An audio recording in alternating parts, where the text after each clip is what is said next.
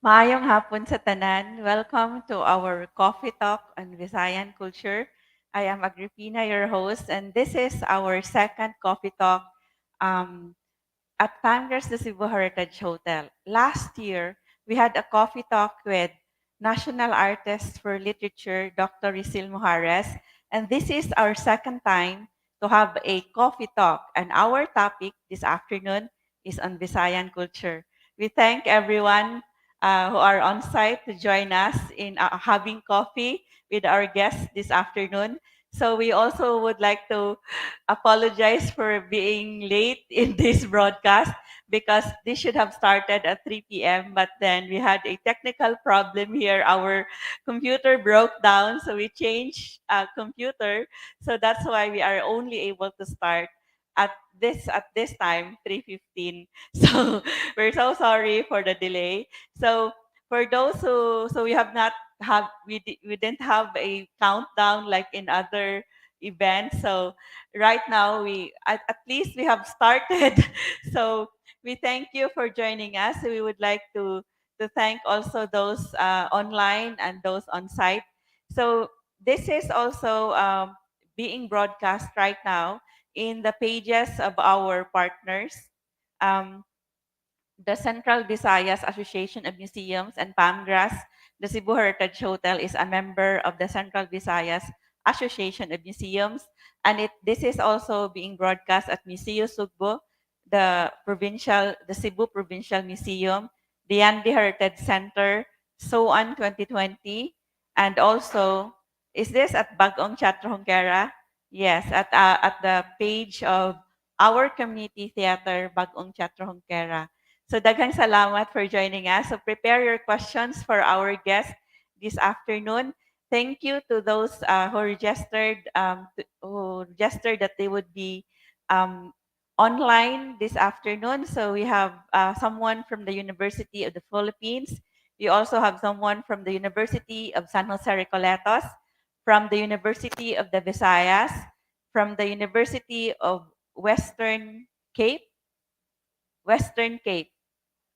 This is from, we don't know. So, and from Mika, Cebu. So, daghang salamat to everyone. So, we would also like you to know that this month, we are celebrating the National Women's Month. And yesterday, we celebrated the International Women's Day. And we give tribute to all the women in the world who hold half of the sky, who hold up half of the sky. And of course, we wouldn't be here without the women, without our mothers, our sisters. And so we give honor to our women and those even the trans women and all who consider themselves, who identify themselves as women. So we also last year we celebrated the National Women's Month with with conversations on the women warriors in the Visayas, and at that time we had also professors from the University of the Philippines, Cebu, Dr. Rodora Bukoy. We had Professor Rosario Asong from the University of the Philippines, Iloilo. So we had very exciting conversations last year about that. You should also uh, review that video. And then we had our cosplay contest last year on the Visayan Warriors, Visayan Women Warriors. And then so we had a cosplay of the Visayan Women Warriors. This month, we will be having our discussion on the heroes, the women heroes of the Cebu Revolution, still on April. During our anniversary, the 125th year of the 3 de Abril on April 3, we will have Dr. Erlinda Alburo, another woman scholar, a warrior for Visayan culture. So that would be on April 3, and it would also be the sixth, the ika-unom nga tuig of Bamras the Cebu Heritage Hotel. Be with us on that day. So right now, we have the names of those who are here? So wala pa. So later we would recognize those the friends of our guest resource person, or I mean guest this afternoon in our coffee talk.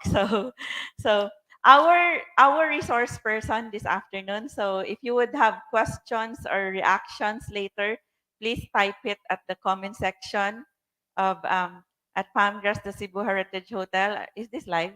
Nakita na ninyo? So yes, we are live. So we have already comments from Ferdy Aparticio from DepEd Taguig City and Pateros. Daghang salamat, Ferdy, for joining us. Raul Buzon also is watching. He is a graduate of history at the University of San Carlos. And also Daniel Nino Paclihantes, maayong hapon, Pamgras, the Cebu Heritage Hotel, and good to see you. Yes, good to see you, even if you're late. We're so sorry. Is it the first time?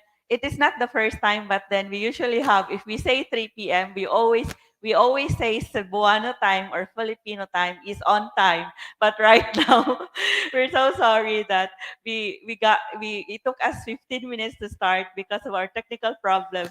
The computer broke down a few minutes before 3 p.m. So we had to change our computer. So we have with us this afternoon also from Bagong Chatro Hongkera, Pyro, an actor also now with films, independent films. Also from Southwestern University, we have Lacan, and we have also Andrea and Ferdinand Ascaraga from La Liga Cebu. So dagang salamat for joining us. So our guest this afternoon having coffee with us, he is he sits on board with the Kathara Indigenous Arts Society. He he was previously the secretary of the Kathara Indigenous Arts Society. So he also trained under the direction of Elenita Dumlao and has taken part in several performances with Kathara. And over the years, Sobi had been a facilitator with the youth during the Kathara's Awakening the Identity program for new immigrant youth. And he has done facilitation work with various groups and organizations, including Echo Education, IBC, and Momentum Project. And he also chairs the Cross Cultural Protocol think tank of the Youth Passageways. And then he joined also he joined he was a board member in organizing the annual Lapu-Lapu Day commemoration, and he also joined the third international Babaylan conference in 2016 in Canada. And his passions include Visayan culture, and he moderates an online group on the subject on Visayan culture. And his goals include reconstructing the pre-colonial culturally rooted rites of passage for the youth. And so please help me welcome. It's our pleasure to have with us physically on site for the first time here at Palmgrass, the Cebu Heritage Hotel, Canadian Cebuano Sobi Wing. Maayong hapon, Sobi. Mayong hapon sa tanan. I'm really feeling in my kasing the fullness of this experience being here. When you asked me to come for coffee, I thought we were going to actually just hang out and have coffee. I didn't realize it was going to be on a live broadcast. During this pandemic, I was watching this program regularly. I happen to be a very night owl type person, but even more so during the pandemic, which allowed me to watch your programs regularly. And I never thought I would find myself here live. So I'm very happy to be here. Yes, we're also very happy, Sobi. We always see you in the comment section at our heritage events, and you would mention the tribes in Canada where you are from. And so we are so happy that you are here finally at Palmgrass on site. And then um, of course, when we have coffee, our sumsuman or in sumsuman is unsa na sa English ganyan sumsuman? Kanang our we like when you drink, you have something to go with it. So our sumsuma when we have coffee, we always talk because the Visayans throughout history, even before the Spaniards came, when they come to gather, they would always drink and eat and talk and dance. And so here now we would be having coffee with you. So our Kapihan ni Lumaya server who is on a the pre-colonial colors, like the colors of the wife of Humabon in white and black with gold trim. We have Rochelle serving us coffee. Asa naman si Kuan? Si Rochelle. So, so we have Rochelle. So our coffee is kapi mais. So it is not pre-colonial because mais was introduced to Cebu in the Spanish period. We also have um, putumaya og sikwati. Can you show it on the camera? Dili makitaan. Dili makitaan. So we have, so si Sophie would show it. So we have puto maya and manga. And with our kapi mais, usually it's with sikwati. But because it's coffee talk, so they decided that the coffee should be kapi mais. So thank you, Mons Rosales Mabitad, for joining us. So Mons is also a heritage advocate, a tour guide, who is also a teacher in one of the schools here in Cebu. So daghang salamat for joining us. Lenny Alaro from Taguig City and Pateros. Also, Raul says, good afternoon, and he would catch up later here at Pangras later. So so Sobi, we would like to ask you regarding your why did you create this page, the Visayan culture, and when did what motivated you to have this group on Facebook? Well, the Visayan Culture Facebook group initially was started primarily for my family members as a way for me to share what research that I would dig up, mostly through the internet, and whatever else I could find.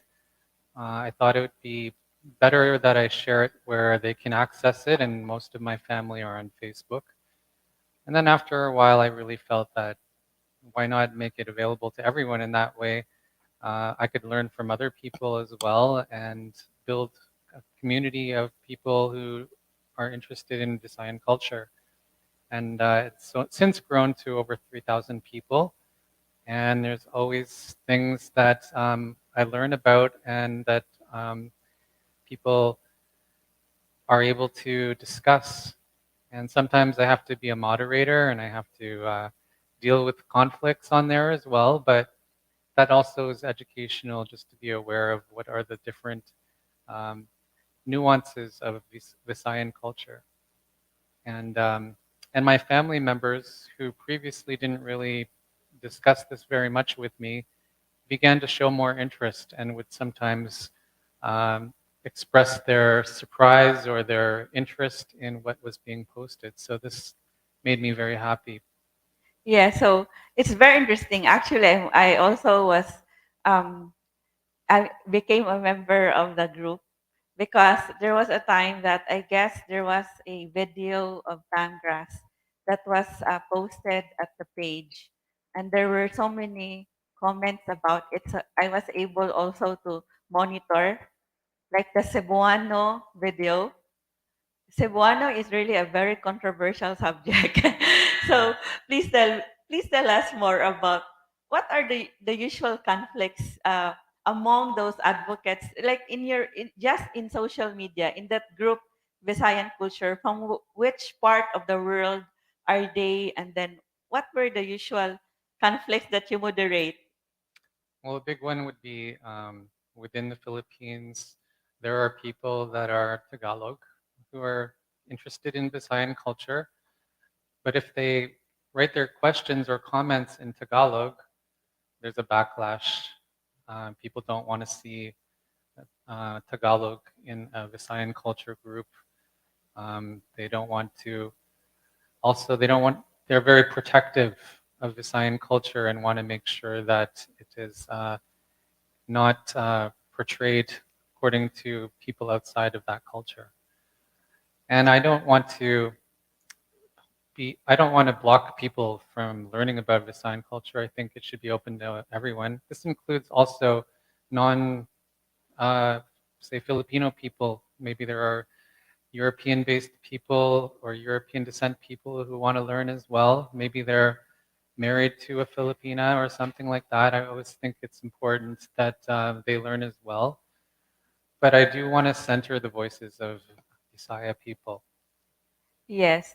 Like right now, we have even a follower, a group of teachers in the Department of Education. It's really a one district in Manila, in Luzon, in the National Capital Region. It's the Taguig City and Pateros, and so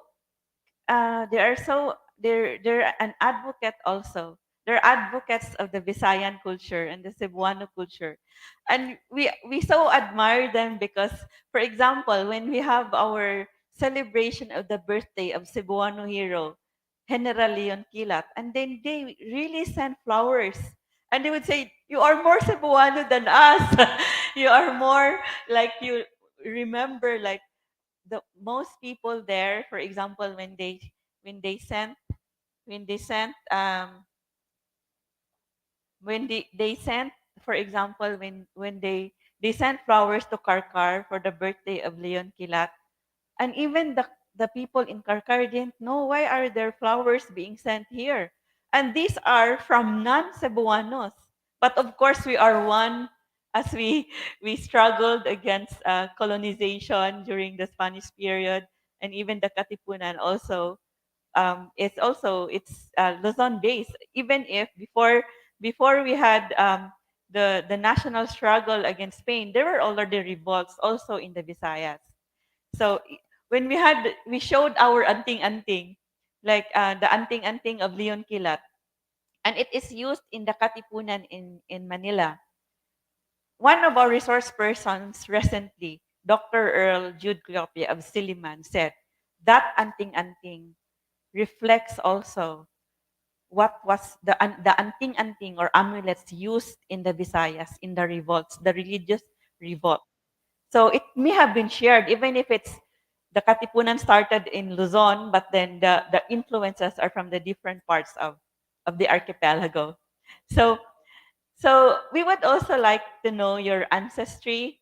So for example, so you were born in Canada. Mhm. So you were born in Canada, but you would like to know more about your ancestry because we also see you that you are also an advocate of the indigenous peoples in Canada, like the Native Americans. Yes. Well, this is actually my sixth time visiting the Philippines, and my earliest visits, I was maybe 2 years old, but this is the city that I would visit. This is where my family is from. My mother, Lourdes Letrondo, uh, as she was born, her name, the Letrondos have lived in Cebu City for a long time, but also my lolo comes from Palompon on Leyte, and my lola comes from Bantayan. And they raised their family of 14 children here in Cebu City, in Vilo Obono. And I have fond memories of family reunions here. And that was a very life-changing experience. I was 16 years old when I came to this city, and we had a big family reunion. And that really sparked my beginning interest, but not so much being aware of Visayan culture, but just the connection to family and to this place. Um, and this goes back to the thing about the Visayan culture group. I think that, one thing that I distinguish about that group is that it started by somebody who's, like you said, a Canadian Cebuano, and it's not um, something I take lightly. I understand as somebody born outside of the Philippines that you can tell I'm not a fluid. I can't speak Bisaya in a very strong way. I get really shy about speaking Bisaya around people. I am taking Bisaya language immersion, and I definitely want to improve. Um, but I feel like there is a need, not just for myself, but for many Cebuanos and Visaya people. That the Visayan culture is not just for Cebuanos; it's for all Visayan culture. And that's another recent criticism: is like, oh, it's only you're only posting about Cebuano culture, and it's not the truth. It's also all the Visayan culture. But for people like myself, uh, in my experience of learning about cultures, Visayan culture was the last for me to learn. And as I'll talk about later, I had to kind of go in a circular way and be inspired by indigenous culture in Canada and other parts of the world, which I think allowed me to get closer to learning about Visayan culture. So I really give credit to the indigenous peoples of so-called Canada, because that's not what they would call where they come from. But their ceremonies and their interest and their connection to their ancestors ignited something within me to become more interested as well. Yes. So, tell me about so you are Cebuano Canadian because your mother is Cebuano. Please tell me more about this. Your being as, how did your mother become, um, how did she reach Canada? Yeah, her migration story. Yes. Yeah, she was a nurse. She decided to visit Canada with her nurse friends after they graduated because it's the first opportunity to explore another part of the world. And so she went, and um, her boyfriend at the time here in Cebu City cheated on her. And so when she came back, she decided to go back to Canada with, being upset about that. And then she met my father, so they had me and started the family there. Actually, my soon is in the room as well, Michelle, and we grew up together as a family in Canada. And then later on, about maybe 20 or so years ago, my father and mother decided to move here to Cebu, 3 hours out of Cebu to the town of Alegria, and we're visiting them right now. Yes. So, that's how, because you were telling me when in our meeting to prepare for this coffee talk, like, how you admire your mother. So you also celebrate your mother in this National Women's Month and for International Women's Day. So, and you said something about you want to follow her footsteps in, Mhm. reconnecting with Cebu during Yeah, retirement. yeah. Well, as somebody living in one of the most expensive cities in the world, Vancouver, the idea of being able to retire here, especially watching my parents do so, has great appeal. Now it's logistically a bit of a challenge because I didn't. She had me before becoming a Canadian citizen. So had I elected to become a Philippine citizen by the age um, of 16 to 18, that wouldn't have been a problem. But because we didn't know that, I am now in the process of trying to figure that out. So I might have Yes. to find someone to marry. So, actually, so you mentioned a while ago regarding these conflicts about, Cebuano being prioritized in the page of Visayan culture, and then also, um, I remember also that, in our one of our discussions in regarding the Visayan language, like the Surat Binisaya, the ancient way of writing in the Visayas. So our resource person, Dr. Rolando Brinaga, a Visayas historian, told us that the earliest dictionary, uh, by Father Mateo Sanchez, that's 1616, 1711, was published in 1711, but it was prepared in 1616. There was only one language for the whole of Visayas. Visayas was only one in the past. But because of border controls, the Spaniards installed or instituted the implemented border control when they colonized us. So before actually, upon the arrival of the Spaniards, there was an alliance of chiefs in Visayas and Mindanao. So that's why when Legazpi came to the Visayas, the other islands would already knew that he was coming because there were already messengers who were who went ahead of him and told the others. That's why there was a conspiracy among the islands in the Visayas to starve and poison the Spaniards. Of course, the poisons were from the Babaylan, and then the starvation, the artificial food scarcity. Because according also to the Spaniards, we had they had food expeditions, but there were no food for them. There was no food for them. So during the Spanish period, there was border control, and that's how different languages also developed from among the island in the Visayas. So that's what also, like border control, you cannot go to another island without the permission or a written note or a permission from your chief or from the leader in your island or in your barangay or in your town if you go to another island. So there was border control. So border control is not new. The pandemic did not create it. The Spaniards created it even during the Spanish colonial period.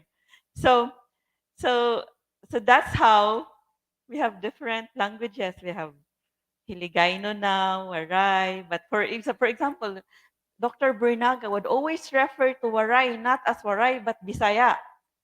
Cebuano is Bisaya, but some already right now would specify Sugbuanong Binisaya or Cebuano Bisaya or Cebuano or there is Karaya, there is Hiligaynon, there is what are the other languages in the Visayas now?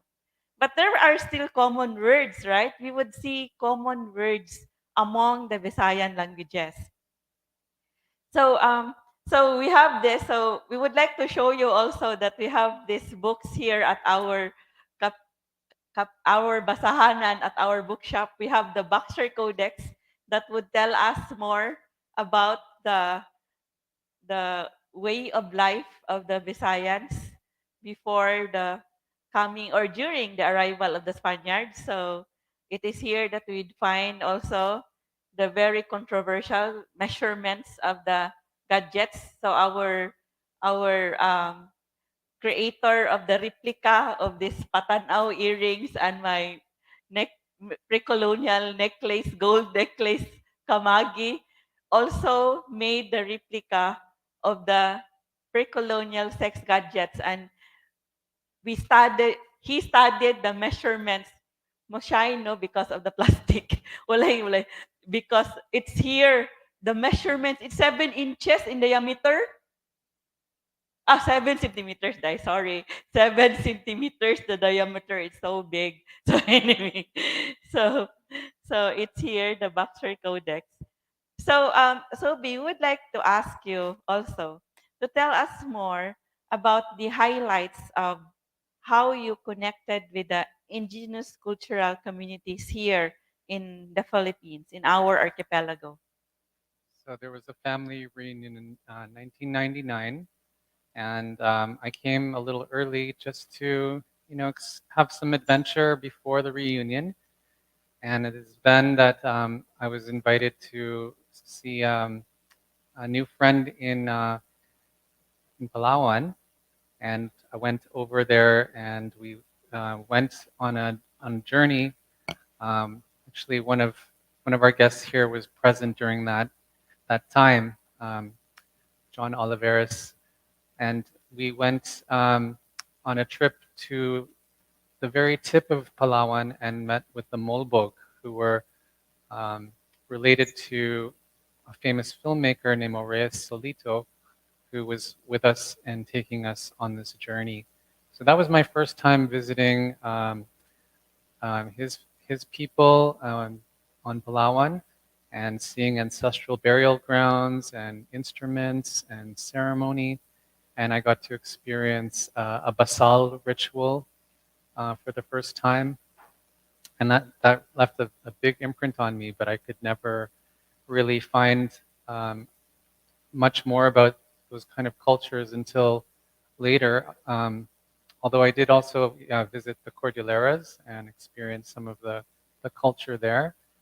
So at that time, I still didn't really have an inkling about Visayan culture and any of that.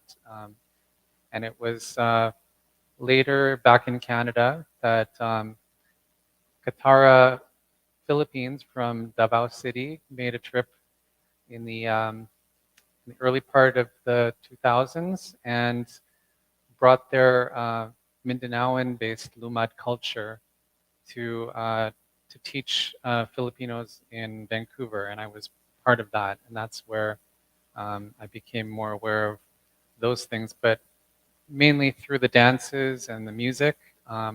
Still not too much about the history and all of that.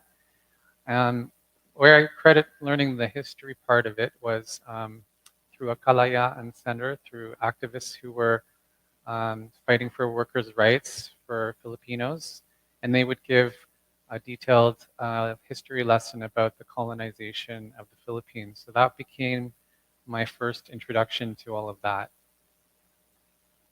So, what year was that you were able to know the history of the colonization in of the Philippines?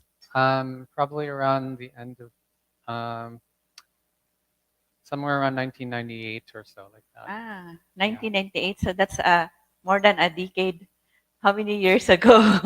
so, so, um, so after that, so when you went around, did you go around the Philippines and connect with indigenous peoples?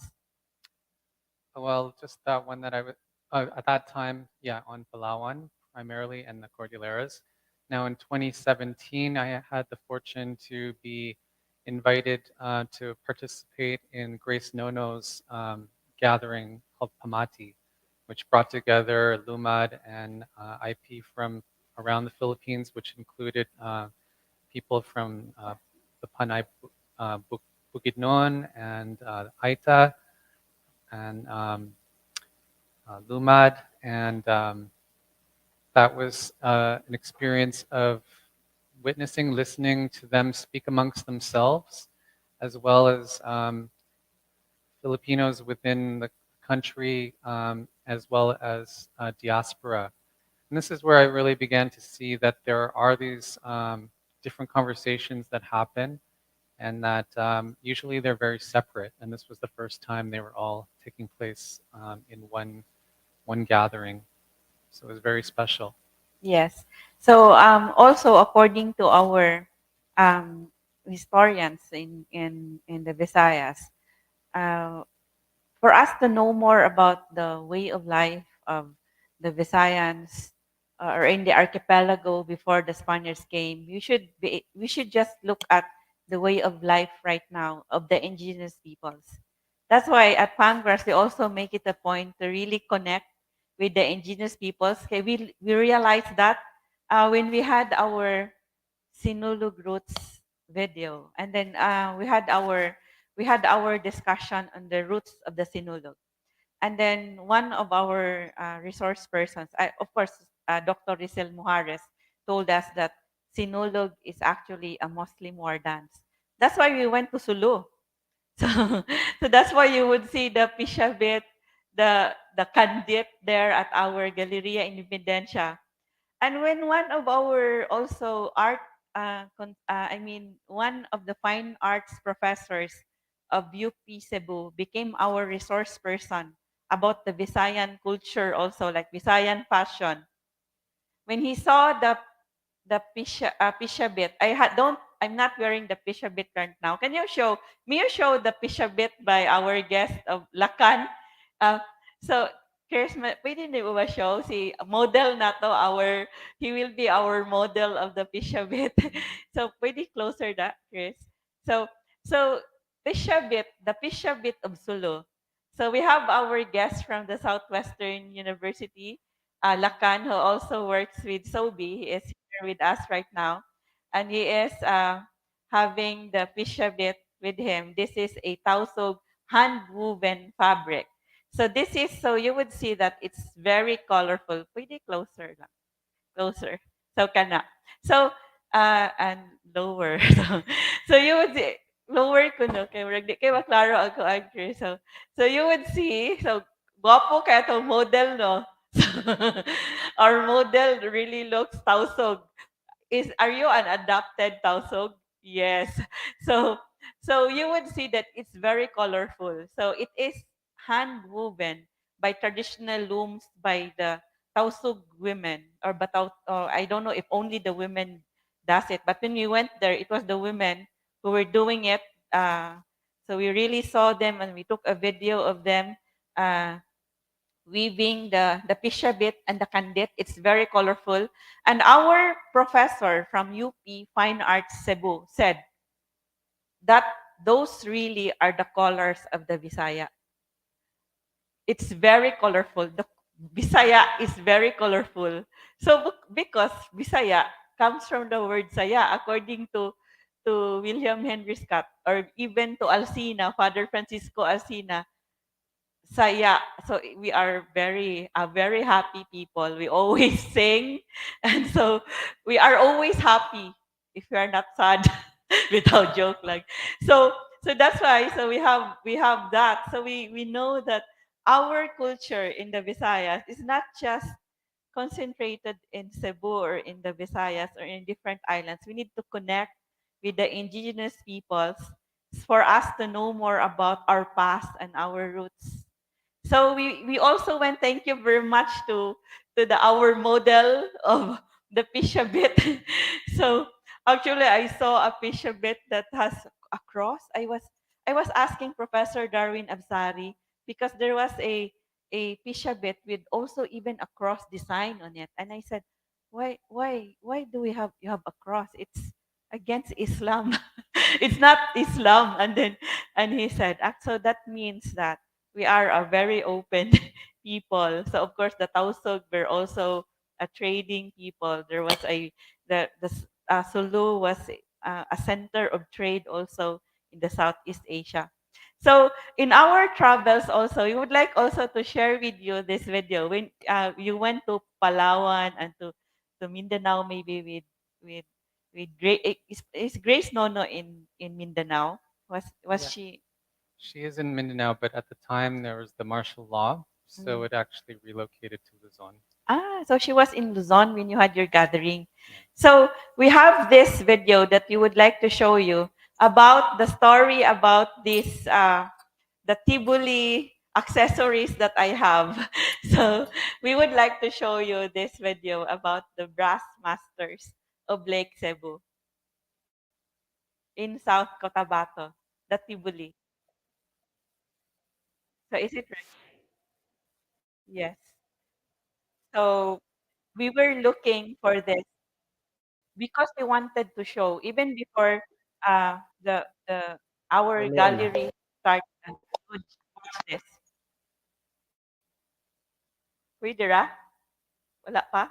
Okay na? Sige.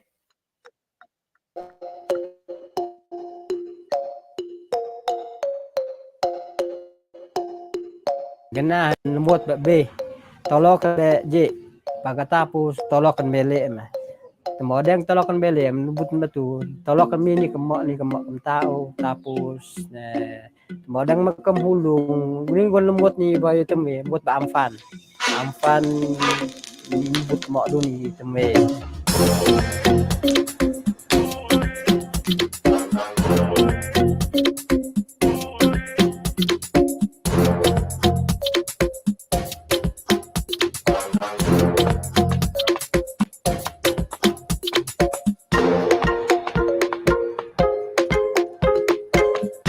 Pinahimo ni Lolo sang una nga kung halimbawa naibalod sa lake, ginakopya na sa wax.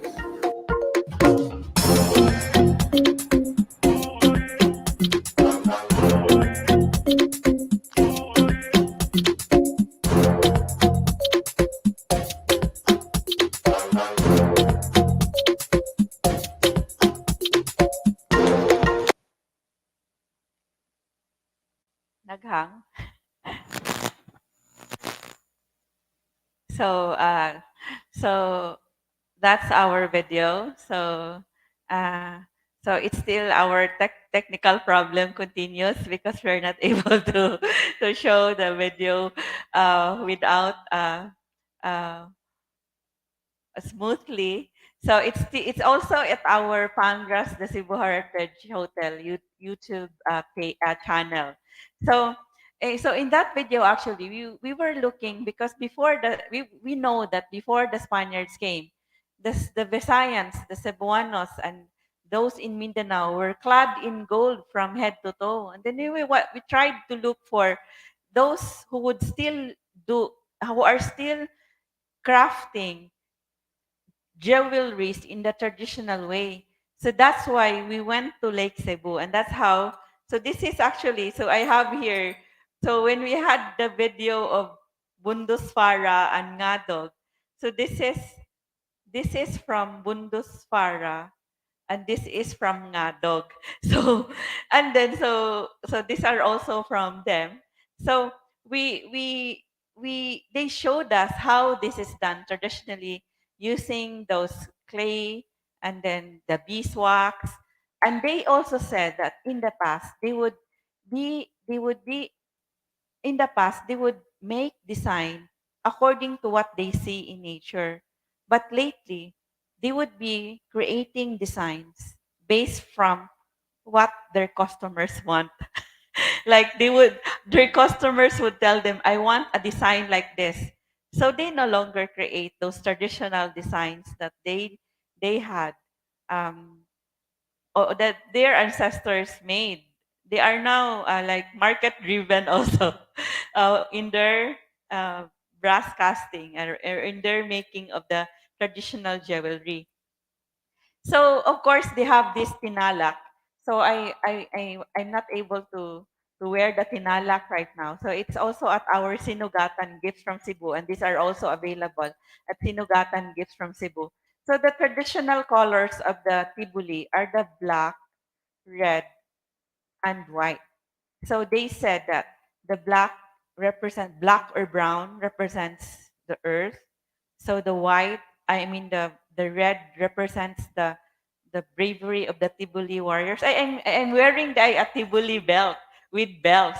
So of course, the bells are anting-anting also. They are not just adornment, but these are anting-anting. These are amulets. So they believe that so the bell the even the bracelets have bells, even the anklets have bells, the necklace have bells. So it's to ward off the evils. But there is even a Southeast Asian also area that said that even the sex gadgets had bells. Is there evil or is it because according also to fine arts professor from UP Cebu, because for the Visayans, for us, it's always a performance. So when we go out, we present ourselves to the world, when we go out of the house, in pre-colonial times, it's always a performance. So there would be bells ringing while you walk.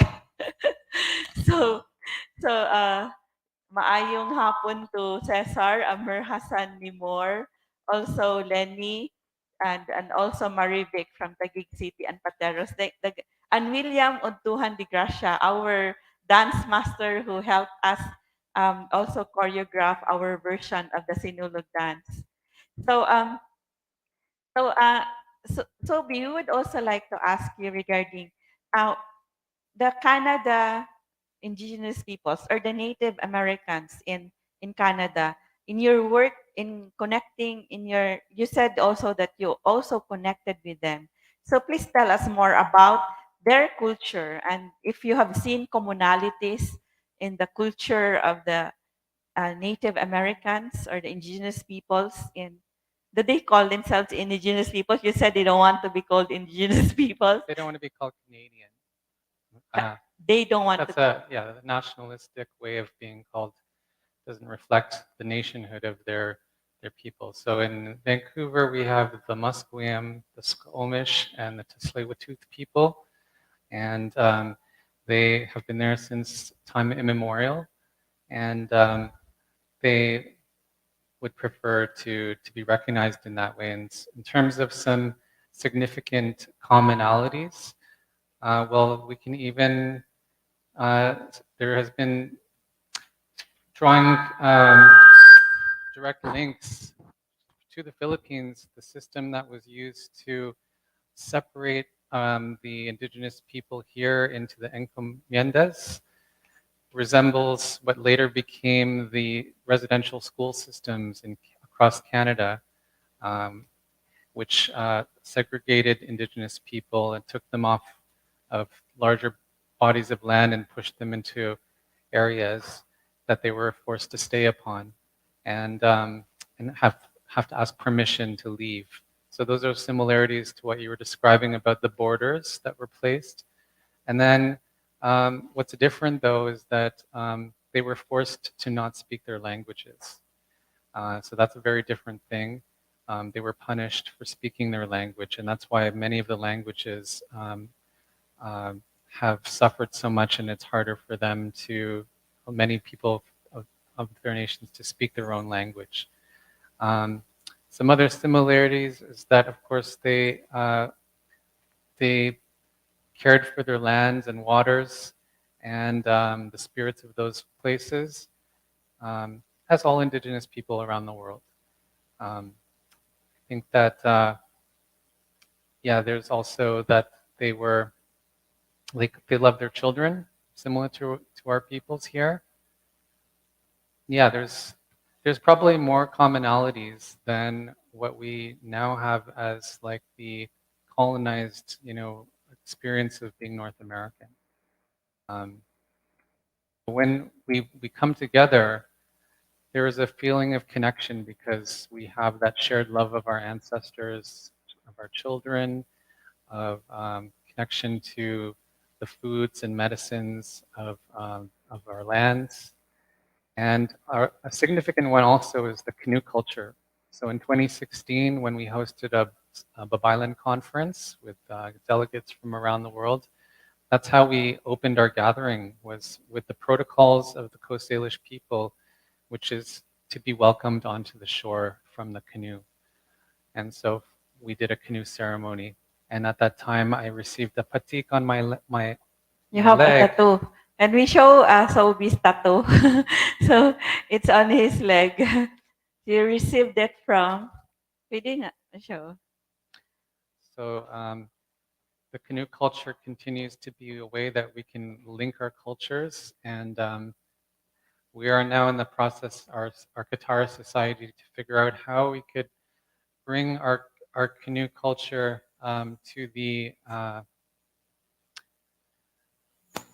to connect with the Musqueam people who actually have had boat builders that are both Filipino Yes. and Musqueam. So that's the tattoo. So who made that tattoo? This is Lane Wilkin, who's a Filipino American who researched about the tattooing systems throughout the Philippines.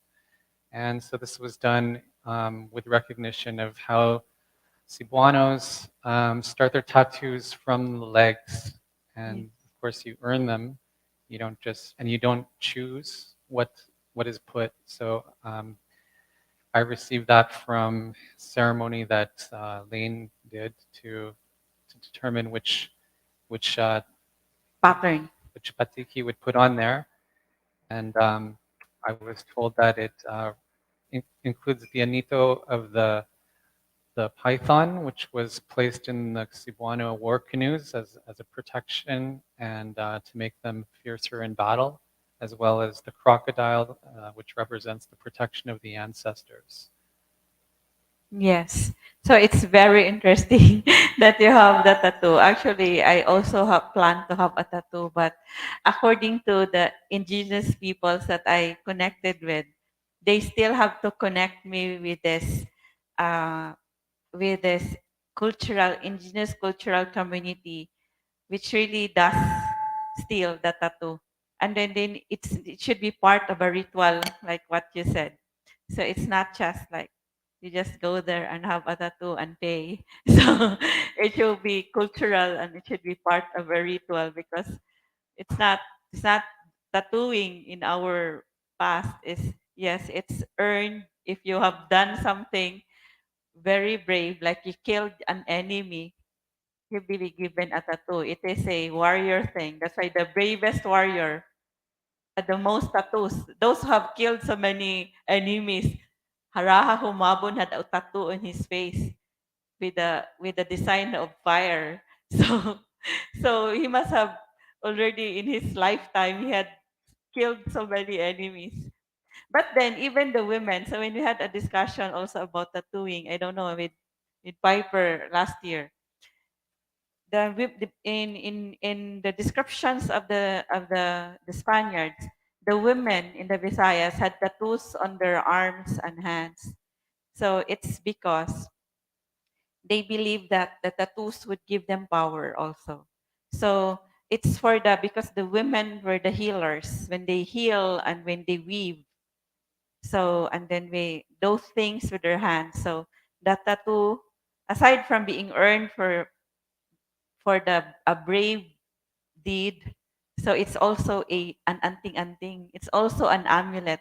So they believe that the tattoo would give them also power. So Oh we yeah, I wanted to also, in answer to your last question, another important link between our cultures is our reverence for the moon cycles. And when I left Vancouver, it was actually the start of an Indigenous New Year that's marked by the crescent moon and the arrival of the ulukin, which are like a herring that return and bring a major protein food source after the winter. And so it's the marking of the ending of the winter dances. And so they do a gathering of the Niska people called Hobie. So I wanted to share a gift with you, Caridad, and thank you for bringing me as your guest today. Um, I always admire your earrings that you wear on your show, so I thought you would like these Hobie edition earrings that have the moon and the star that is signals this time of year. And it's a very joyous occasion. It's one of the biggest Indigenous celebrations that takes place in Vancouver around this time, with much dancing. And one of the things they will do at that time is reach for the stars and bring a good wish to them at that time.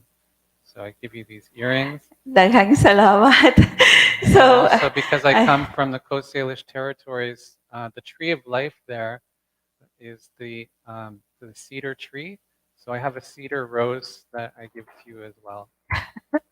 so thank you very much for this very beautiful and meaningful gifts from the indigenous peoples of Canada. Daghang salamat. So this is from the cedar tree. And of course, this reminds us of the moon and the stars, also revered by our ancestors. So this is a common thing for us. So because of course, we have these folk stories about the moon, and even our Bakunawa ate the moon. So we have, you will see actually a replica of the Bakunawa in our replica of Karakoa at Hardin Dagami at Palmgrass de Cebu Heritage Hotel. So thank you very much for these gifts. Very beautiful gifts and very meaningful gifts. Thank you very much, Sobi. Walay sa bayan. Yes. And gifting culture, another common thing between our cultures. Yes. So we would also like to show. Can we show later the music, the kubing and the higalong of our of the tibuli? So please tell us more about for also there are also healers also in Canada. Like when you had is the babaylan also like a common thing between the cultures? Well, I think similar to here, you have to know. I mean, it's hidden. It's still not safe, to really reveal that. So it's not easy to find. You can't just Google to find them. Um, but there are still ceremonies, and sometimes ceremonies have been shared with other peoples who have lost their ceremonies because they were forbidden. And that's why it's a very sensitive thing to approach ceremony there, because it was at one point uh, against against the law to practice your spirituality. So you only practice the Christian religion there? Yeah. Well, no. So the way I look at it is that what we're experiencing in Canada would be like if we were in the Philippines within the window of 150 to 300 years, right when colonization, first contact happened. So for us Filipinos, it's much further past, and we've had this assimilation process for that many longer years. But when we're living in Canada, we get to see Indigenous people who have experienced this colonization much fresher. And with it, there's the fresh trauma, but there's also the retention of their culture has survived much stronger. Yes. So, for example, the music. What is the music being played by the ancestors? Are they still playing the music of the? Yes, at the gathering I spoke about, 𝐕𝐢𝐬𝐚𝐲𝐿, they have songs, and new songs have been created over time. And the way they sometimes ancestors or from spirit, so there are songs that have continued to come forward, but there are some people who have kept songs from long ago. Yes. So, for those online, we would request you to, if you have questions or comments, you can type your questions. And for those on site, we will have also a time after this that we would request for your questions or comments or reactions. So, so we also have these books, other books here at our. So I would also show you the bells, other kinds of bells. So this is a Tibuli bell. So with also an indigenous person. I mean, a character in the Tibuli. So this is a dato maybe or an indigenous. Uh, this is a Tibuli, and also they also have this, of course, the bracelets, and also the brass ornament. So with with um with gong design, although these are small gongs. So the Tibuli really made this. We need to polish this. so and then we would also like to show you that at our Basahanan bookshop, we have this book, More Cebuano Than We Admit, aside from other books that we have um, on Cebu history, Visayan history and culture. So is our video on the Tibuli, Kubing and Higalong ready? So when we went to the Tibuli, we we saw them like one Tibuli made actually many kubing for me. So we said we want to bring that to Cebu because we want to have also the guests at Palmgrass have an experience of indigenous musical instruments. So that's why we also made this video about the indigenous musical instruments.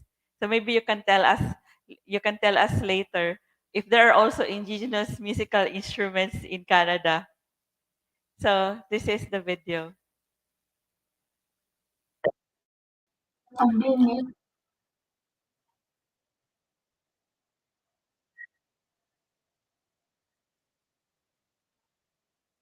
I'm sure he did not ask me to go to the river with him or to go to the lake. So according to our heritage consultants, if we want to know the arts and culture of pre-colonial Visayas or ancient Visayas, we just have to look at the way of life and the arts and culture of the indigenous communities in Mindanao right now. So Lake Cebu is the home of the ethnic group Tibuli. we were so amazed that they made serious efforts to preserve their indigenous crafts, their traditional loom weaving of tinalak, brass casting of jewelries and ornaments, and crafting of native instruments such as kumbing and higalong.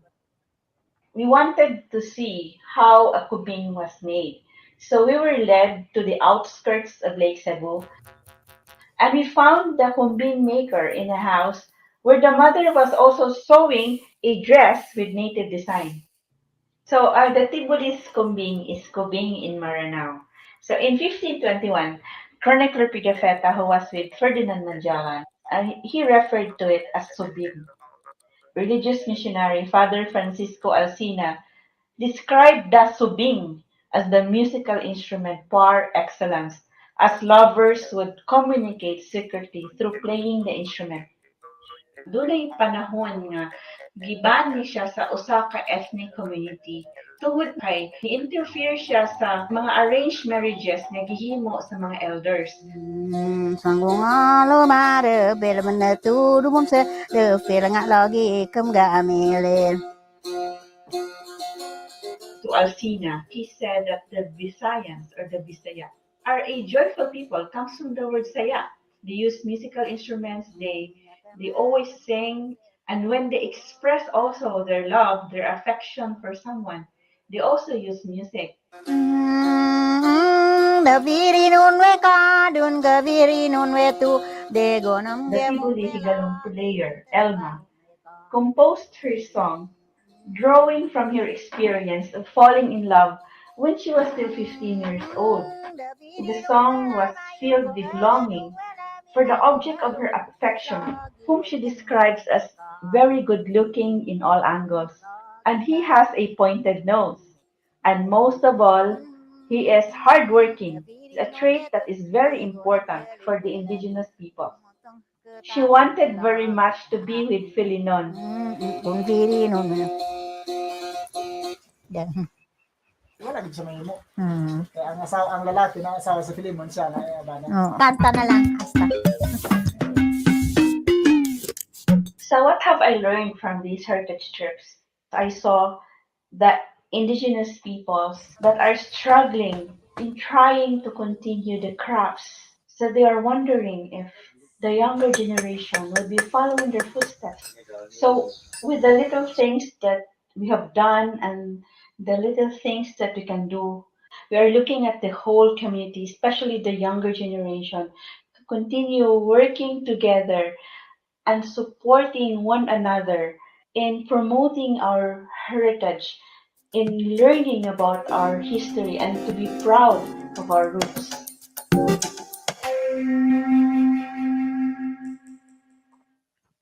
Daghang salamat for that video. so, so that's our tracing of our musical heritage also. We will also have an upcoming video. Maybe we'll show that a few months from now.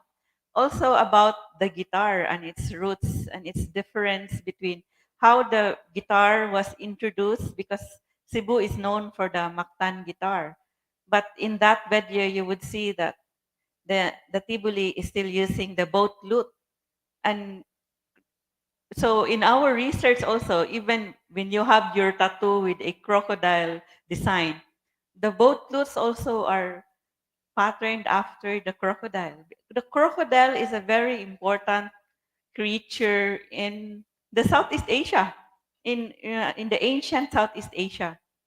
So we would also like to ask you now regarding your activities, more to tell us more about your activities to promote the Visayan culture.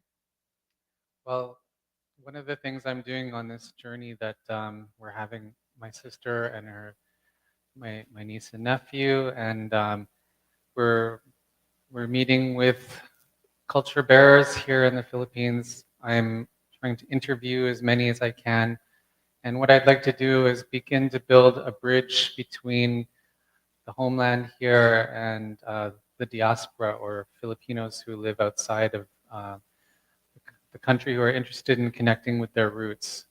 And I'd like for them to be able to travel here and find the right connections, because oftentimes people make this journey to connect with their culture and they have a hard time and they get discouraged. And not only that, it's often very emotional. There's a lot of trauma that they don't even understand. They don't necessarily know the history behind all of it. And so I feel like there's also a need for helping people with that. My sister is actually a therapist who works with Filipinos as well in that kind of work, and is also a member of the board of Katara Society.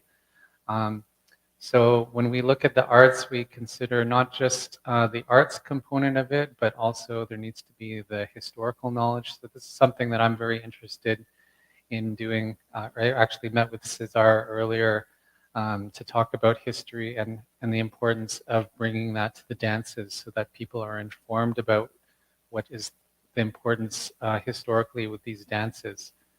So as much as I can, I'd like to try to do that. I'm also tomorrow hoping to meet with the headquarters at the Doce Paris and the Filipino martial arts eskrima system here, and Buzzy Budlong with the canoe culture here.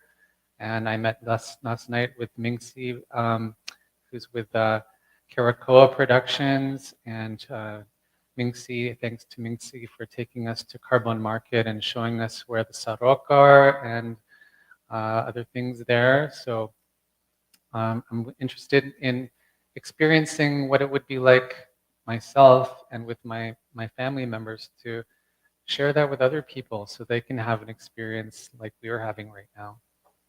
Yes, so we are so thankful that you are also like us, who are you are also retracing our Visayan roots, like what we do here at Famgras, like what we offer our guests, that we want them also to experience Cebu history and culture. So we are expanding actually.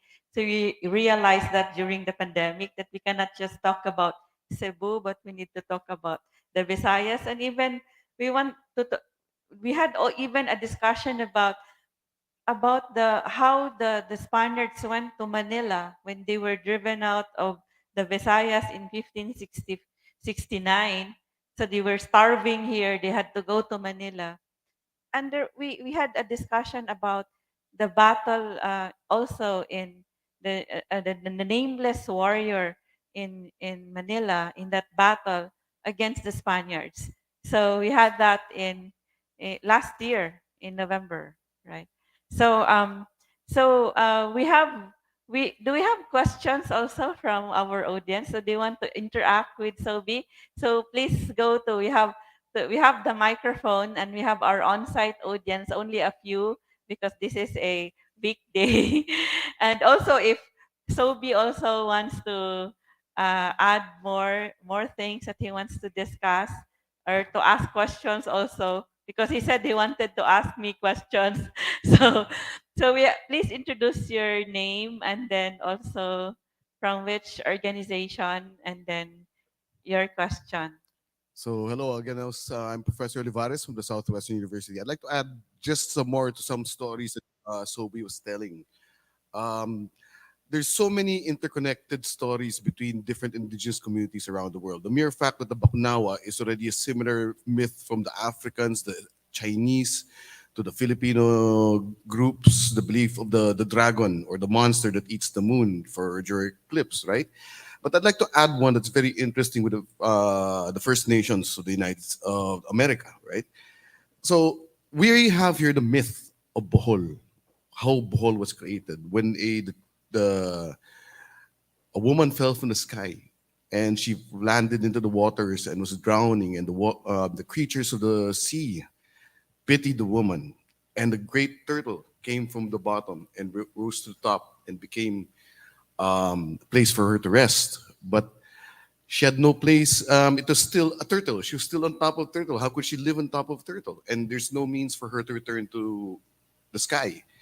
So all the creatures again started pulling mud from the bottom of the the sea and put it on the turtle to create the shape of Bohol. So if you look at the shape of Bohol now, it seems to be like the shape of a turtle. Now, if you look at the story, the very same creation story of the Iroquois, you're familiar with it, right? So the Iroquois. I think they're more on the United States, I I was, believe. no, But they Canada, have the yeah. same myth Yeah. of the shape of what is America. North America is actually the same story. A woman falling from the sky, a turtle coming from the bottom of the ocean. And I found that there's so many other myths all around the world, and even things we share, like even Sungka, who's ever played Sungka, the game. The Africans have a very similar game and things like that. We have so many shared, what you call that, heritage from different people. So I just wanted to add that for people to know, because also what I'm trying to do is help people here understand and differentiate our pre-Islamic culture. I will never call it Hispanic, because there's a culture before the arrival of Islam into our islands. And this is a very thing that it's very unpopular because I'm the one who's pushing this idea. Okay. But we have to see that much of the things you're trying to look for are pre-Islamic, because many things also disappeared the moment Islam took over these cultures. That's why if we're looking up at the highland groups all over, they avoided Islamization to maintain. So it was not actually avoiding the Spaniards. They were avoiding the Muslims, the Moros. No insult to my brothers, the Moro. But that's the truth also, that they were going up to the highlands avoiding the, what you call that, the Muslims. And same thing also happened with the languages. Actually, Visayan became the colonial language of the Moros. You have to understand that there is a very big difference about that. I'm just adding this to the knowledge that you are to define the terms that we have here. And that's why when the Spaniards blocked certain areas, the other languages grew and expanded. So we don't really, because we all remember these stories about pre-Islamic Philippines because it was the Spaniards recording it. We would not remember a lot of these things, even the Baybayin, if the Spaniards had not recorded it. So I'd just like to add that to the mix, as a Yes. clarification lang to. So thank you. So thank you very much, Lakad, for giving us new insights also regarding our history. So, of course, in the book Surat Binisaya by Dr. Rolando Burinaga, he would say that actually the Baybayin that the Spaniards wrote, it's now in the Romanized sequence. But the Surat Binisaya, because the Surat, our way of the ancient Visayan way of writing was there are artifacts of it in the pots, in the ritual pots of the Babaylan. So in the book, so if you want that book, so please send us a message. So do we have a copy of the book? So anyway, I'm not able to bring it right now. So there is a pot with the writings, because the Babaylan, when the Babaylan would have a ritual, she will have a pot with her where the writings, where her chants are written. So that's why if you have experienced our Alima native massage, we have our therapist say an oration for you before the massage, because we want to also connect with our healing heritage. So the Babaylanes, actually they we our historians would trace to them our, like when the Spaniards described the Babaylan ritual, like it was the first performance of a theatrical performance. Like they saw how they danced and they performed a ritual when they were slaughtering a pig here in Cebu in 1521. And of course, in the when they were the ones also, the Babaylanes were the ones who also wrote on the pots, that the clay pots, the ancient Visayan writing. So actually, when we made our chant also for our Alima native massage, we tried to study the prayers that they did, that they inscribed on the pots. So we studied the book by Dr. Orlando Burinaga. We even consulted him because we drafted it. We consulted our Visayan award-winning poet in Bisaya poetry. I sent to Dr. Rolly, but of course he did not react regarding what it's just okay with him because actually the prayers of the Babaylanes always started with a question. Like when they had a human sacrifice, basa na ba? And then like so they drench the because according to Dr. Rolly also, they when they wanted to return a spirit to the body of a person, there was also a ritual that they would exchange someone, but it would not be like the other in other places that they would force the person to be sacrificed.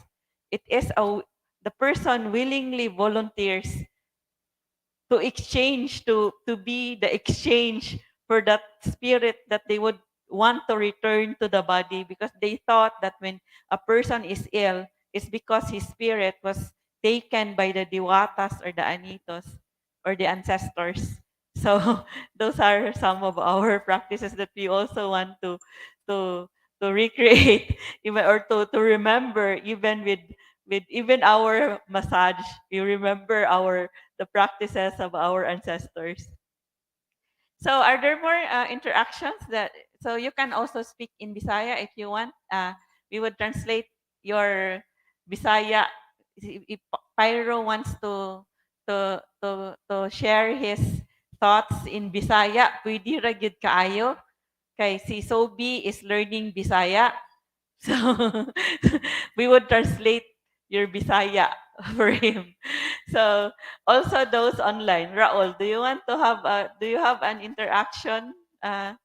So wala na yung question diha. Ikaw, si Koan. So we have some, please go to the microphone. Yes, introduce yourself and from what organization.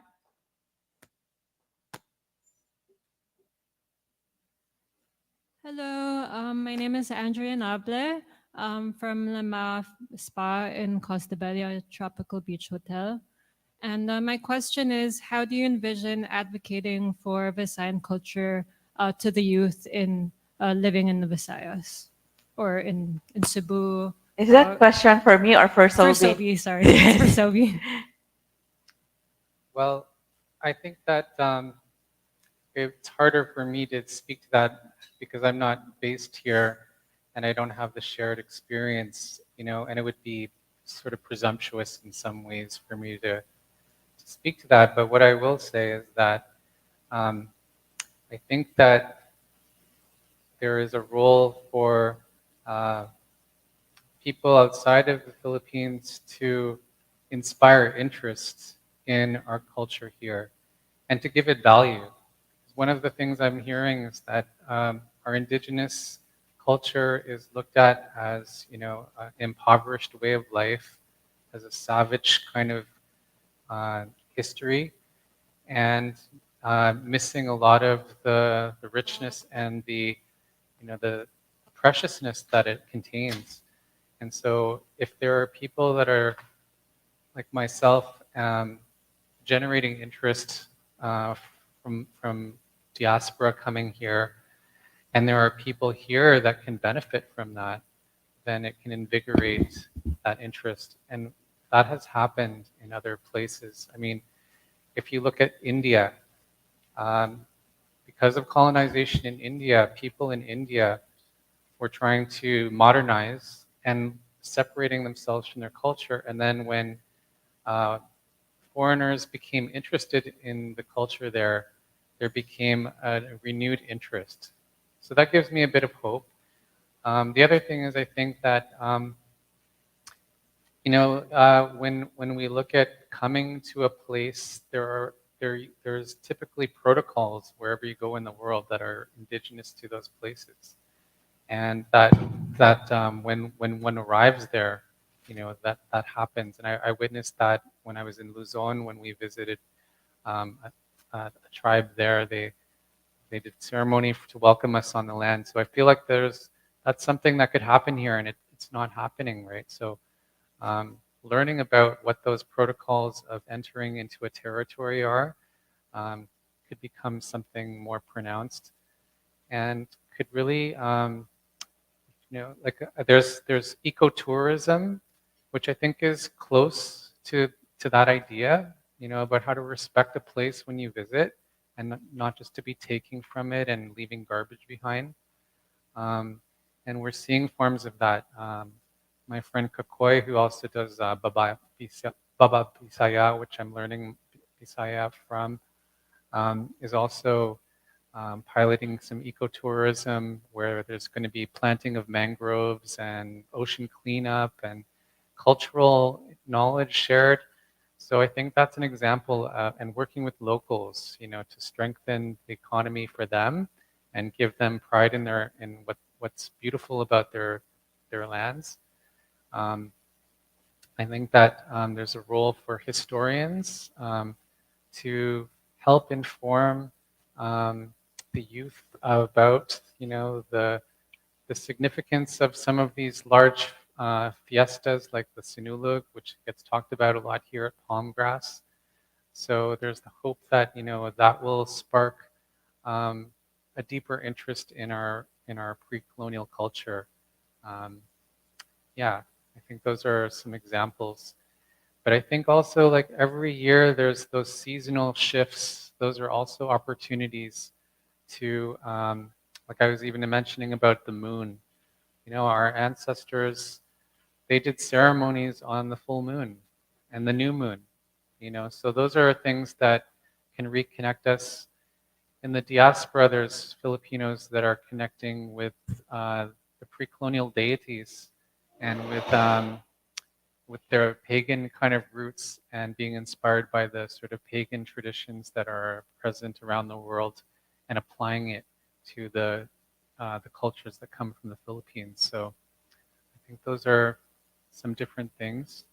But really, I'm trying to figure that out myself, and trying to understand how do we, because being able to come of age and be an adult who has responsibilities not just to themselves and individual, but to their community, to their families, to the land, to the waters, to the future generations.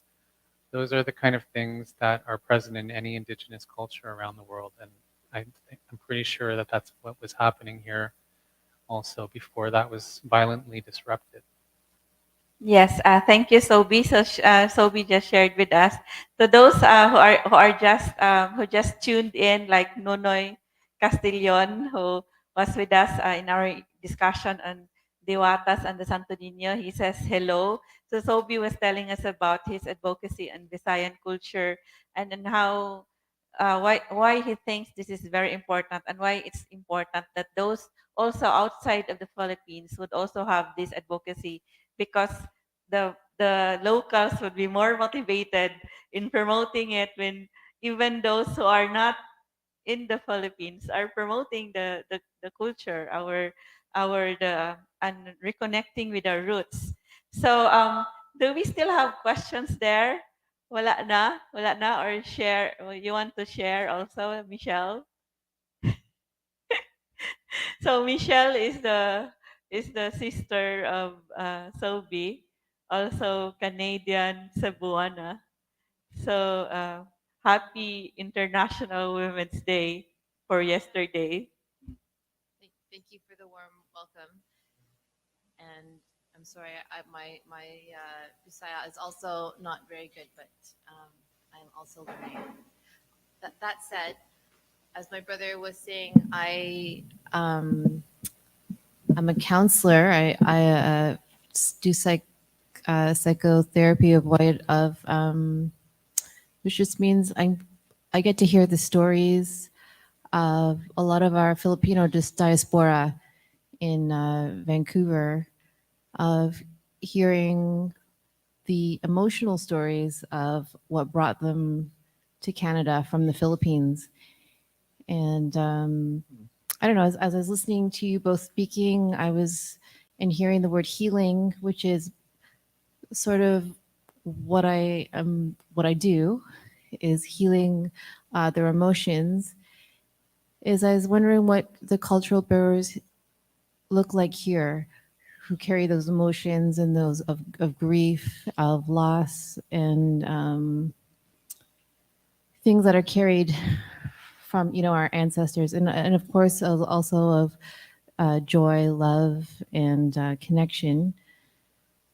Anyway, I was thinking, but it's through those ceremonies and through those rituals and through those instruments and through the music that there's a lot of that emotional healing, which we are so disconnected from, probably here and from where I was born. Anyway, those were just some of the things that came up for me. And yeah, anyway, I'll leave it at that for now. Thank you very much, Michelle. Daghang salamat for sharing with us your thoughts, your feelings about how disconnected we are and how should we heal as a people and by reconnecting with our roots. So daghang salamat. So thank you for sharing this journey with us. so also, do we have more reactions? So wala na from our on-site audience. Wala na. For those online, so the Ferdy Aparticio, si Ferdinand Pagao is the supervisor of the DepEd Taguig City and Pateros. He always joins us in our events, and he was the one that I told you that sent flowers for General Leon Kilat and even for General Arcadio Maxilom. So daghang salamat, Ferdy. But right now he is not able to ask a question. Do you have a question for Sobi, for D? So, but then maybe it's a school day also today.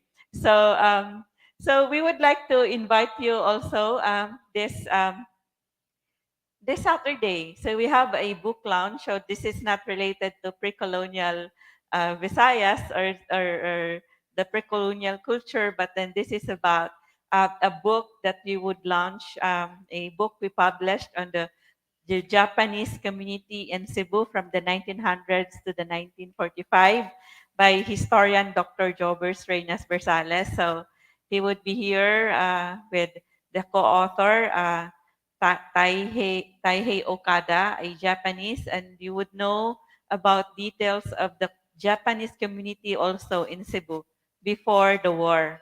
So usually we just know about what happened during the war, but we don't know much about the community that there were also Japanese living here and doing business here before the war.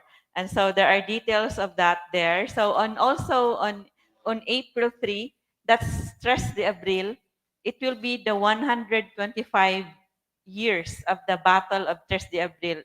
Our hall right now is named that this is Hawanan Tres de Abril as a tribute to that battle 125 years ago of our ancestors, the brave Cebuano warriors who fought against the Spaniards in the battle. So it would be the 125th year, this 2023 of the Battle of Tres de Abril.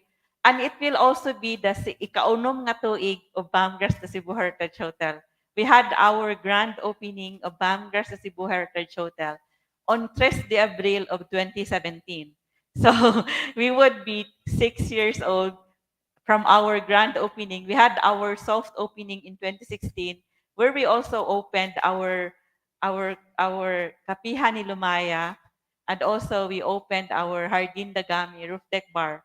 You would say a Bakunawa head there, but it's facing to the inside of the building because also the feng shui of my mother doesn't want anything looking out. So it's the Bakunawa head in a replica of a boat in the counter. So we were thinking because that we would name we would have a counter with the design of Caracoa with the Bakunawa head because we named the bar in honor of a warrior, the Gami, who is not usually discussed or mentioned in history books.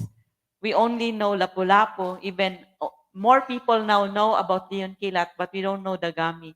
The Gami also has his own story of how he beheaded this a headhunter.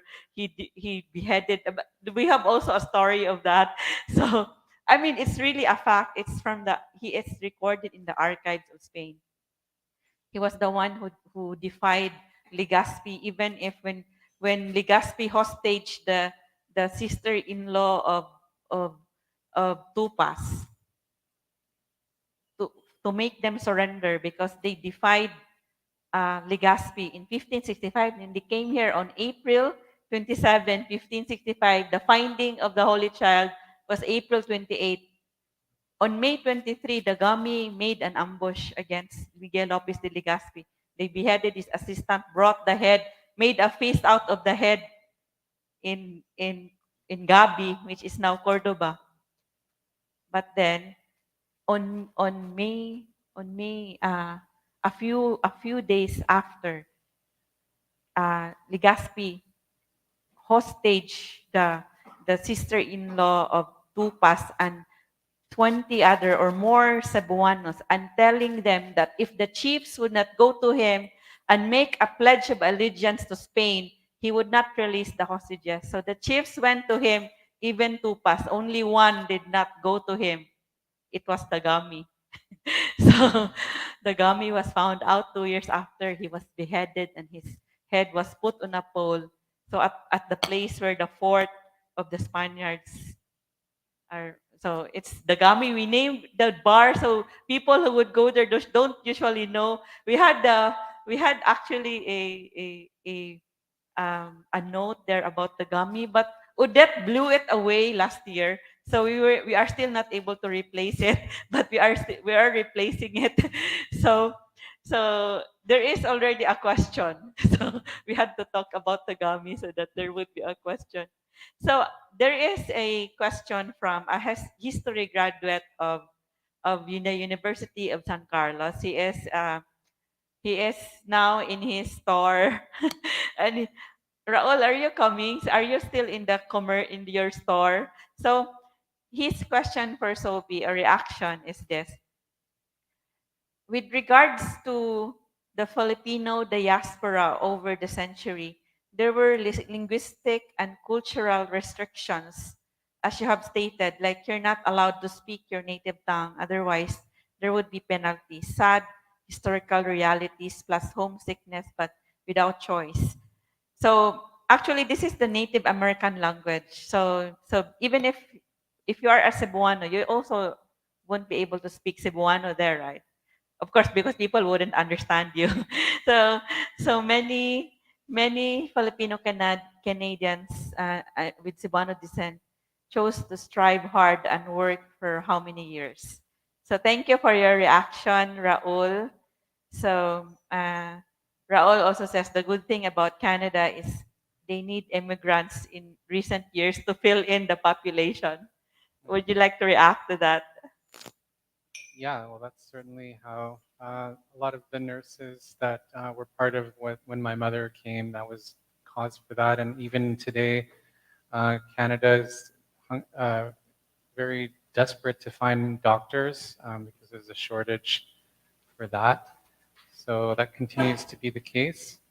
And then in terms of the language, yes, it's a big reason why my sister and I are not speaking Visaya as people who, the common thing for new immigrants is to try to assimilate and try to speak English as rapidly as possible with as little an accent as possible so that they can get jobs and gain more prestige. So that's a common experience, and unfortunately it means that people lose their language.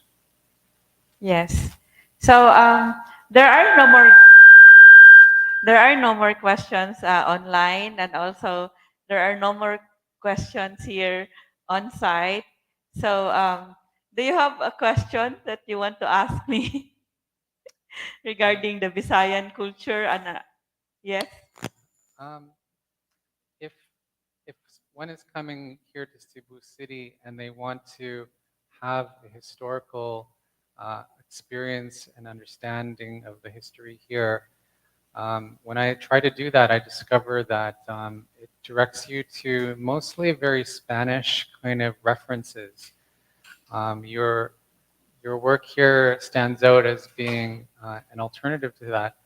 But if you were to further that and expand beyond the Heritage Hotel, what would you like to see happen in the future that perhaps could be supported to make that even more pronounced, so that there's going to be even more understanding of the history here beyond just the Spanish period?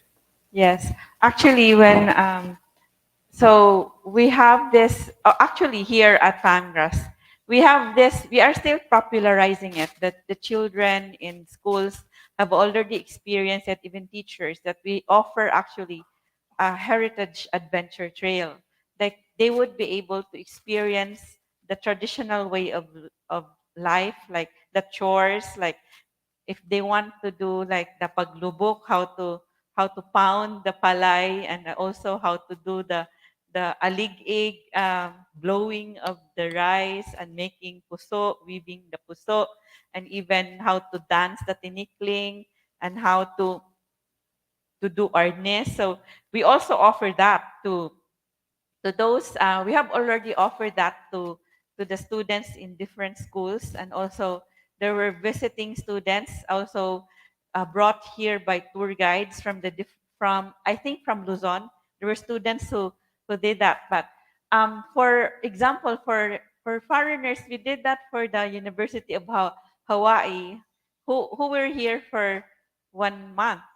So so it's not yet, so we are not still able to actively promote it, or we offer it, but the guests don't know much about it, right? So we need to be more aggressive in offering this. But then the guests only have, they are just one or two or three, for example, if they're not in a group. So we're not able to offer it. So we also have discussed history, and also even show videos during that adventure trail that we have. So actually, when my mass communication teacher was here, so I was showing her our advocacy, and she supports it very much. And she was telling me that you should be able to create a video for every item in the gallery. So yeah. So I was thinking, wow, my teacher is now giving me more work. So actually we need resources also for that. So, and also more research also for every item. She said that when, for example, if you see a gong, so you should be able to make a video for this, like a QR code, and then you would just show the history of it. So um, we were thinking that we would show it, like we would have a TV set or a monitor, like when we you see the bracelet, then you would be able to see. So it was actually a good idea that it's just a QR code and you are able to see a video. So it would take a long time, I guess. Maybe it would be a how many years project to have a video for each item. For example, if you see that sun, so can we show the sun at Hawanan Tres de Abril? So we have a sun here at Hawanan Tres de Abril, because this represents the, like for example, the flag. Our flag has a sun with this design.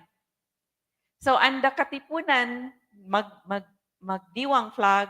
So the flag of, for example, Andres Bonifacio has a sun with sharp edges.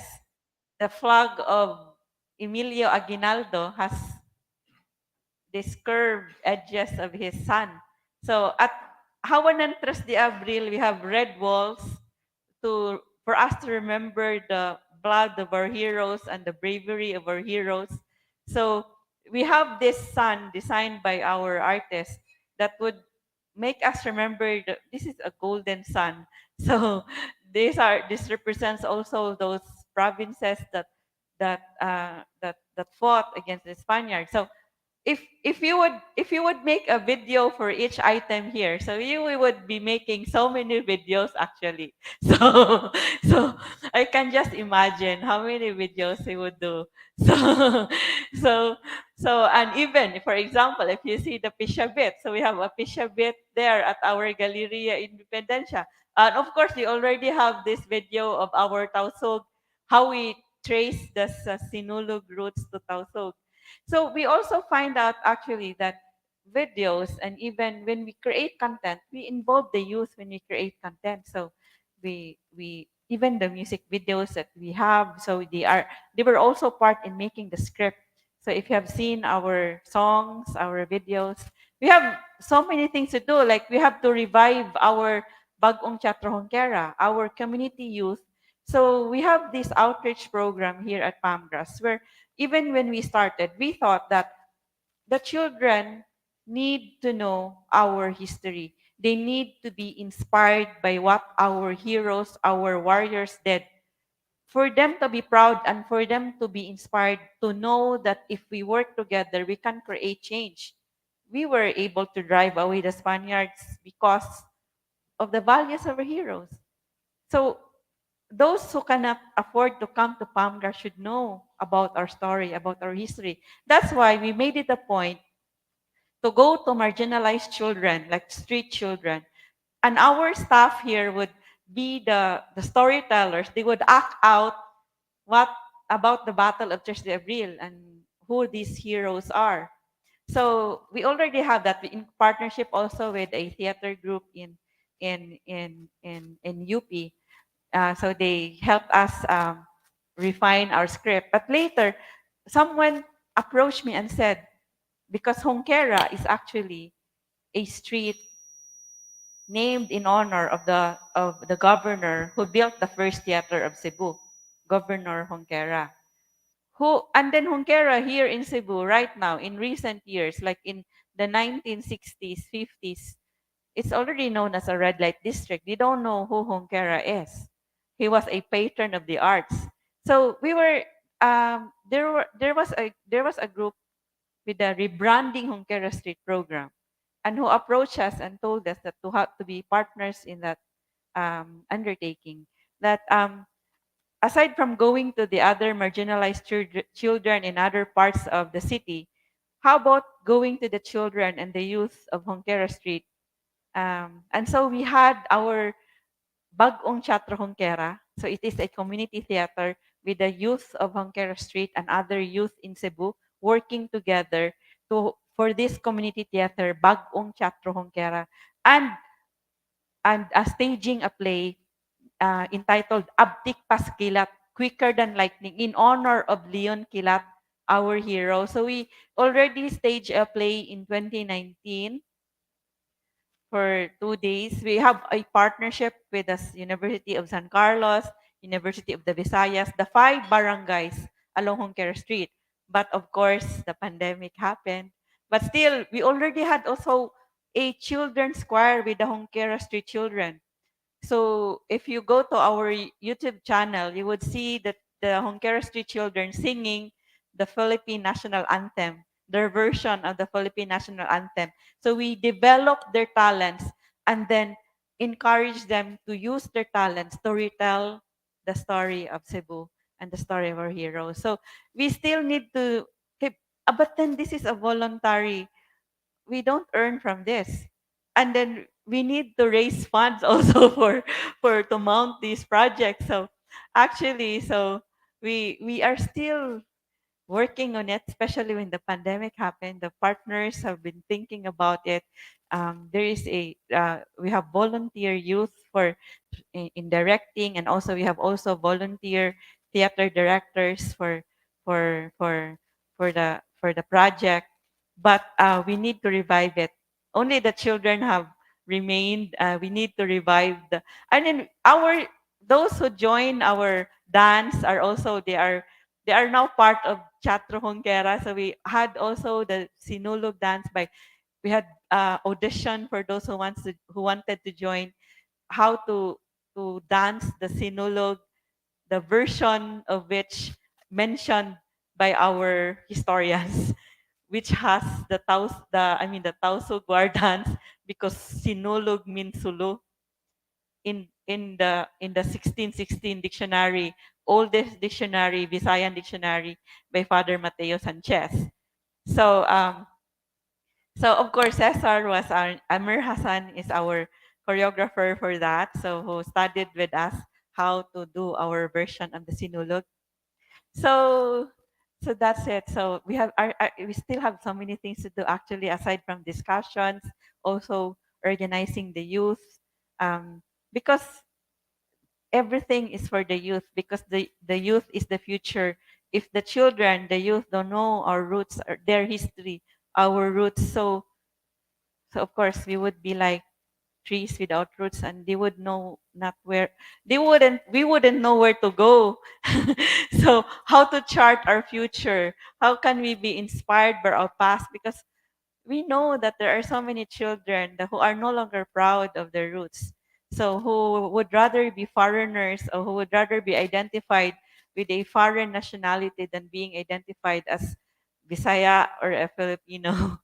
So our activities here at Palmgrass always want to remind the youth, and even the not youth anymore, the young at heart. So to really reconnect with our roots and our past. So that's all for this afternoon in our coffee talk. So your kape has no sugar actually. It's kape mais. So we would like to ask for the last the statement, or the closing words from Sobi in our event this afternoon. We would also be showing you some of our videos later about Suroyon Taang San Nicolas. It's a travel video when you go around the old Cebu. So we have Sobi for closing words for this. The disconnect. So is it please show with this camera.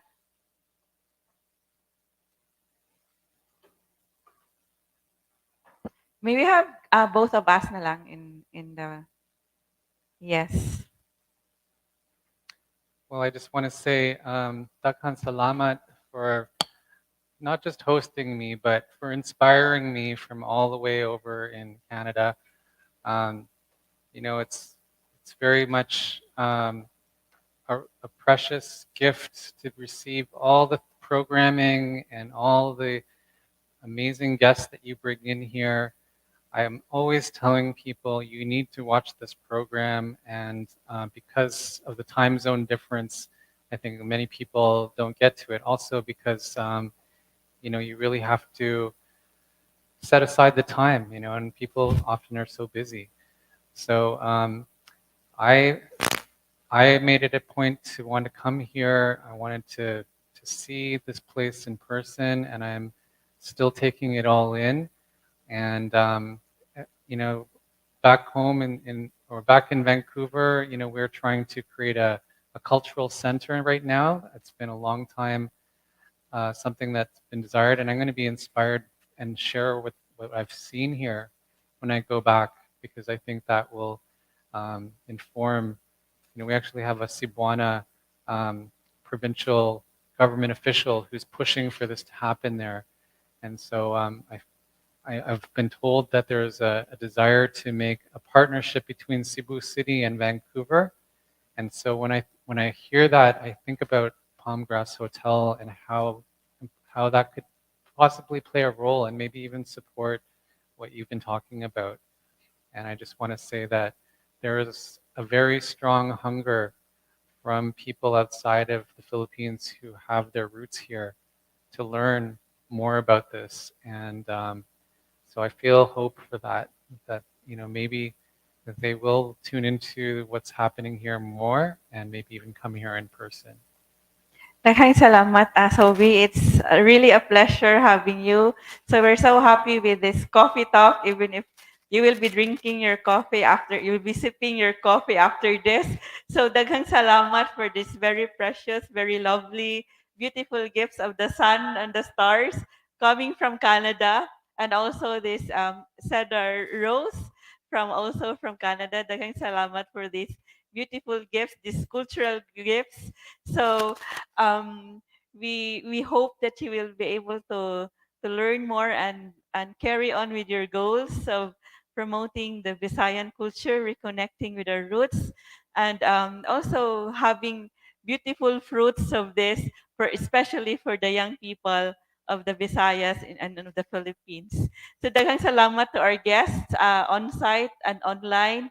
So maayong hapon natong tanan, and see you again in our next events. Please watch with us these videos about Suruyun Taang San Nicolas, the old Cebu.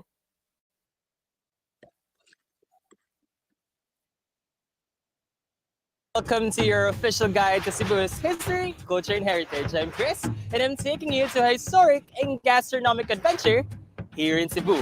Andam-dama mo? Tara, suruyun tang karang San Nicolas.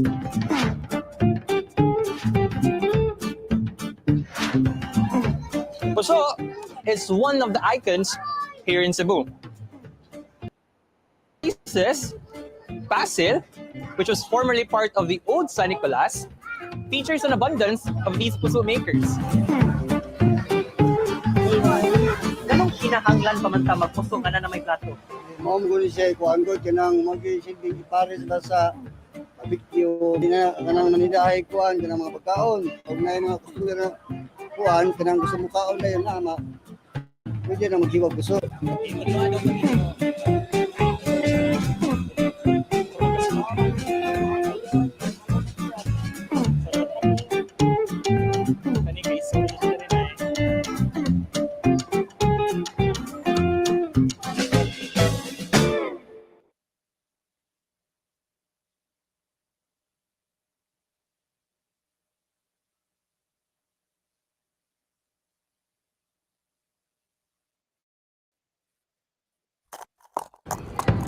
Hi mga alaga, and welcome to your official guide to Cebu's history, culture, and heritage. I'm Chris, and I'm taking you to a historic and gastronomic adventure here in Cebu. Andam-dama mo? Tara, suruyun tang karang San Nicolas. Cafe dos Impares, one of the oldest artist clubs here in Cebu, which is located here at C. Padilla Street, formerly part of the old San Nicolas. Grandmaster John Mac, anong kinahanglan mang gihapon ta magtuon og arnis nga na may pusil? Ehersisyo. Dili man tungod kay nagsigitag pangita og kumbati, ang atong gi-preserve ang atong Filipino martial arts nga which is atong kaugalingon nga martial arts. Tinuod ba nga inyo ba nagikopya kang Bruce Lee kaning arnis? Dili tinuod kasi Bruce Lee siya may nagtuon sa atua. Atong gisubay ani nga kuan sa istorya pa ang panahon nilang lapu-lapu.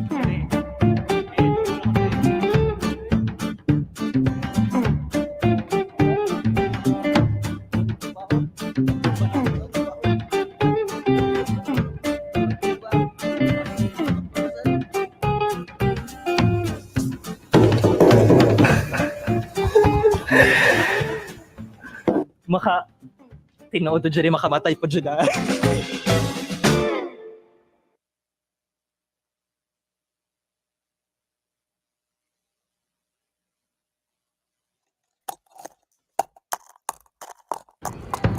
Hi mga alaga, and welcome to your official guide to Cebu's history, culture, and heritage. I'm Chris, and I'm taking you to a historic and gastronomic adventure here in Cebu.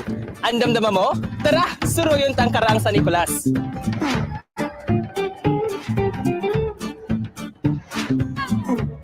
This is Mahayay Cockpit Arena, the oldest cockpit arena here in Cebu.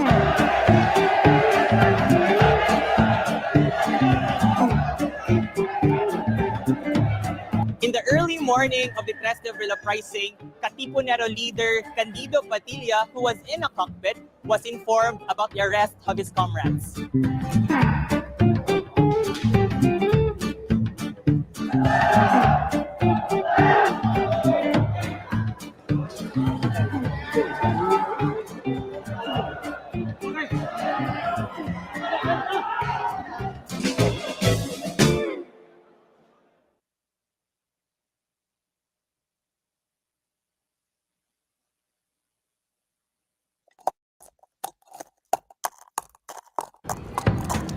mga alagaan, welcome to your official guide to Cebu's history, culture, and heritage. I'm Chris, and I'm taking you to a historic and gastronomic adventure here in Cebu.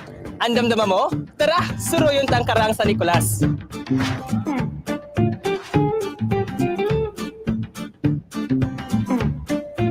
Established 6 centuries ago, the San Nicolas de Tolentino Parish is one of the earliest parishes here in the Philippines.